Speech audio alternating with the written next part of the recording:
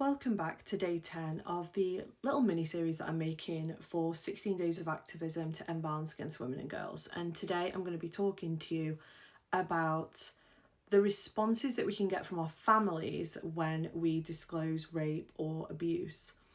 When I was writing my PhD, one of the things I was interested in is families who victim blame their daughters, their sisters, their wives, their aunties, their grandmas, their mums.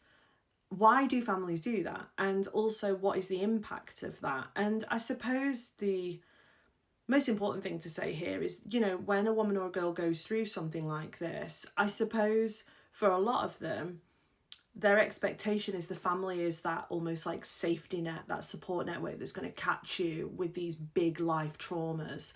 And unfortunately, in a lot of cases, in the majority of cases, research has found that that is not the case. So research from about the 1980s onwards finds that it is really common for women and girls to experience what is called in psychology the turning against response. There was a particular scholar that wrote about this quite a lot from the 80s into the 90s and was talking about how common it is for women and girls to actually have their entire families turn against them when they say they've been raped and abused.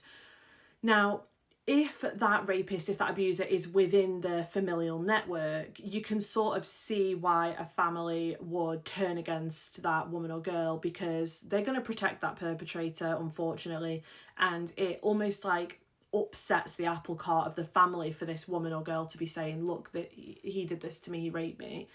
And people very often behave in ways that you don't expect, and they will jump to protect a perpetrator in the family. However, the research finds that happens even when the perpetrator's got nothing to do with the family. So maybe it's a stranger, maybe it's a friend, maybe it's an ex-boyfriend, maybe it's a current boyfriend, maybe it's a husband, or somebody you knew at work or something like that.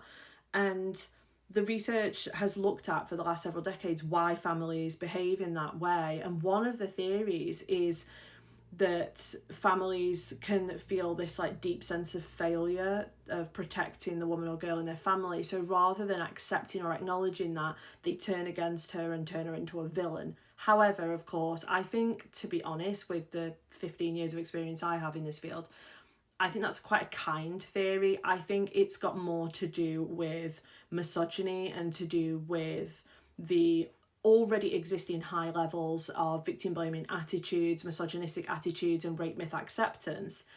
I suppose in a way we expect our families not to hold those views, and that we think that if anything was to happen to us, our families would be there for us and listen to us and would believe us completely. But the reality, unfortunately, is that our families are just as impacted and just as influenced by all of the societal myths and messages and belief systems that they have had their entire lives. And unfortunately, even when us as their direct family member then comes forward and says this happened to me, their biases and their beliefs and their values kick right in, regardless of whether they love us or not, whether we're their sister, their mum, their daughter. So the reason I'm making this video is to say that, a lot of you have been through this. I know that you have, and it's really common. And a lot of the times you can find yourself, I suppose, blaming yourself or asking yourself why your family reacted like this. But in certain parts of the research, some studies have found up to 80% of families respond like this when women or girls actually disclose. So I just wanted to say to you that it's not your fault, it's nothing you could have done, and it's incredibly common.